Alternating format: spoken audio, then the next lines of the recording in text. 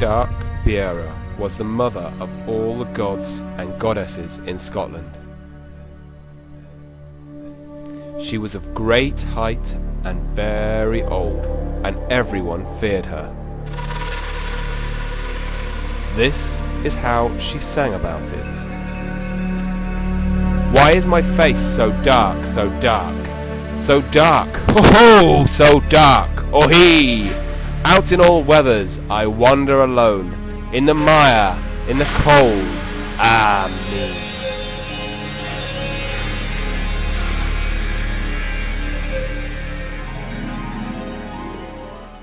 Biera lived for hundreds and hundreds of years.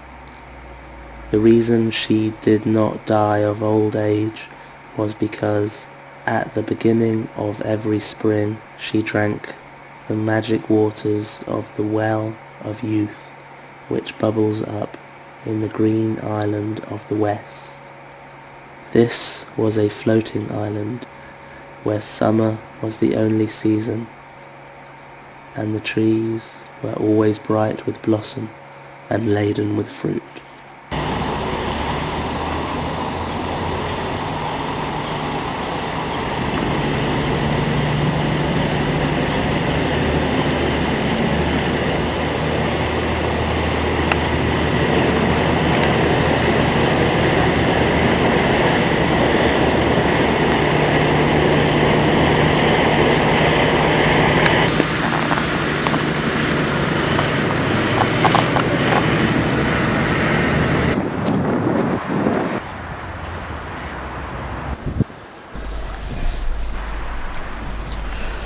The green island of the west drifted about on the silver tides of the blue Atlantic, and sometimes appeared off the west coast of Ireland, and sometimes close to the Hebrides. Many bold mariners have steered their galleys up and down the ocean, searching for the island in vain.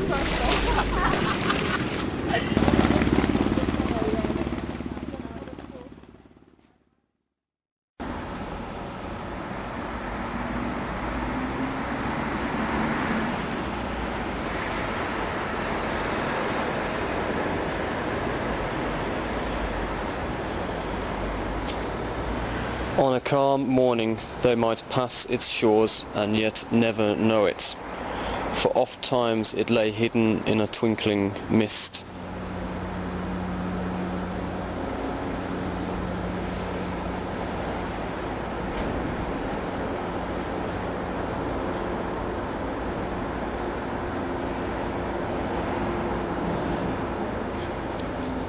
Men have caught glimpses of it from the shore, but while they gazed on its beauties, it vanished suddenly from sight by sinking beneath the waves like the setting sun.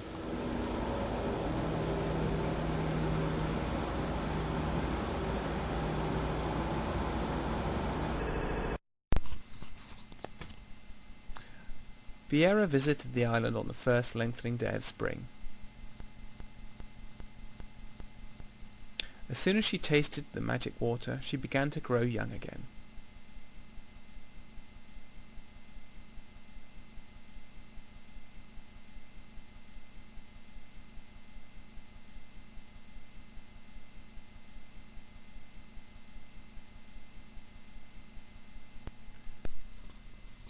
She left the island and, returning to Scotland, fell into a magic sleep.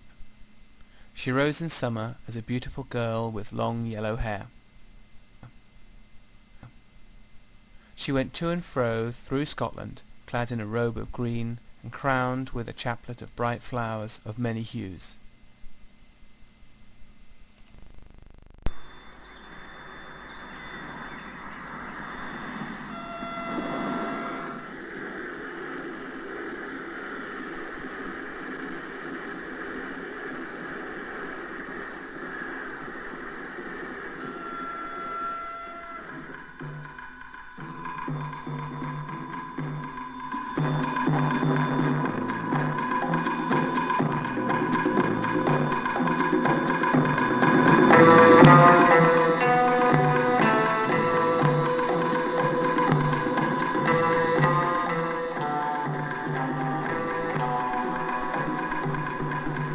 however, aged quickly. By midsummer, she reached full womanhood. When the season of winter returned once again, she became fearsome to look upon. She had only one eye, but the sight of it was keen and sharp as ice, and as swift as the mackerel of the ocean. Her complexion was dull, dark blue, and her teeth were red as rust.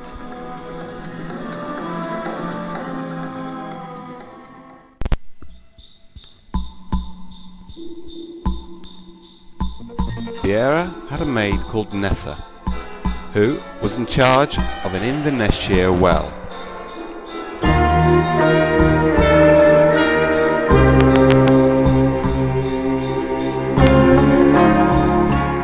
The well had to be kept covered from sunset to sunrise. It happened that one evening the maid was late in going to the well to cover it. When she drew near, she beheld the water flowing so fast from it that she turned away and ran for her life. Biera watched her from the top of Ben Nevis, which was her mountain throne, and cried, "You have neglected your duty! Now you will run forever and never leave water!" And thus the maiden was changed into a river, and the river and the loch formed by it are called by her name. Biera loved building mountains in Scotland. When at work, she carried on her back a great creel filled with rocks and earth.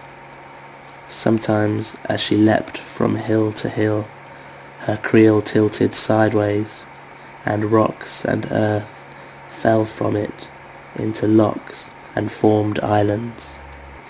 Many islands are spoken of as spilling from the creel of the big old woman.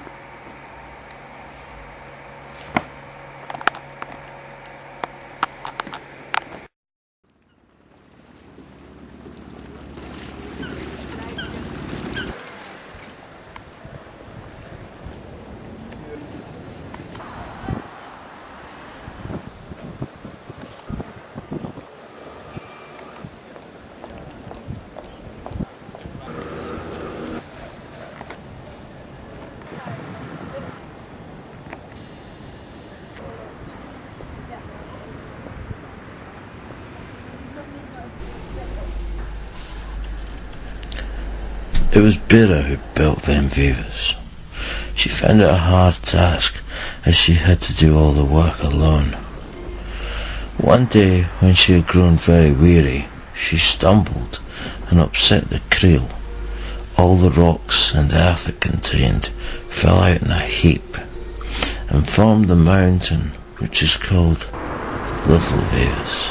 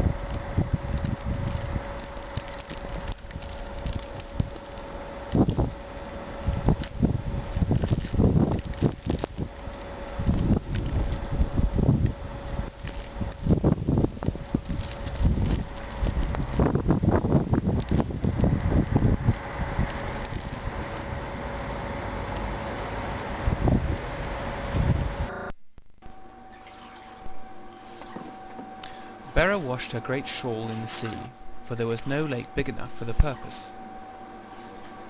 The part she chose for her washing is the strait between the western islands of Jura and Scarborough. Bera's washing pot is the whirlpool. They're called Corey Vracken.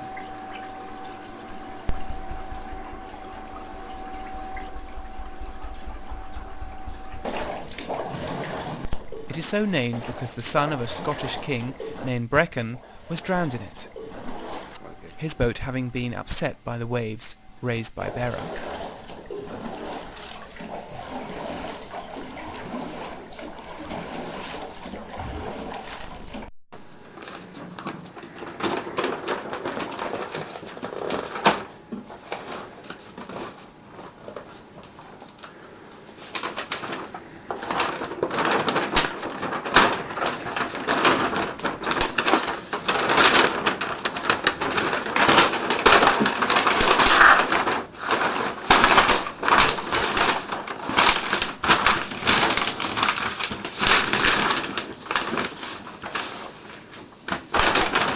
Biera washed her shawl for 4 days. On the 4th day, she laid her shawl on the mountains to dry.